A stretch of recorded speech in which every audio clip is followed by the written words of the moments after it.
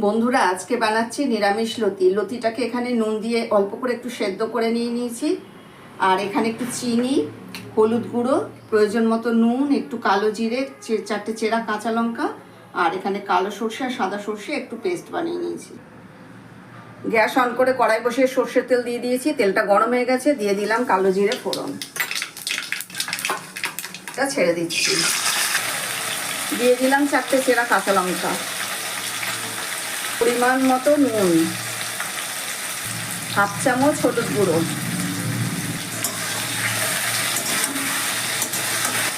লতিটা 2-3 minute ধরে একটু ভাজা ভাজা করে নিয়েছি।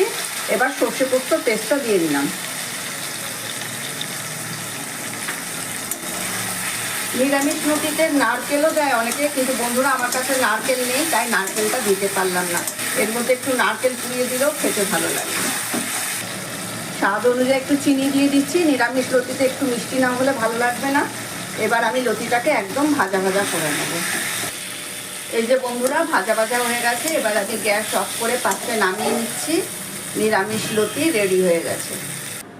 কেমন লাগলো রেসিপিটা অবশ্যই জানিও। সবাই খুব ভালো থেকো, সুস্থ থেকো।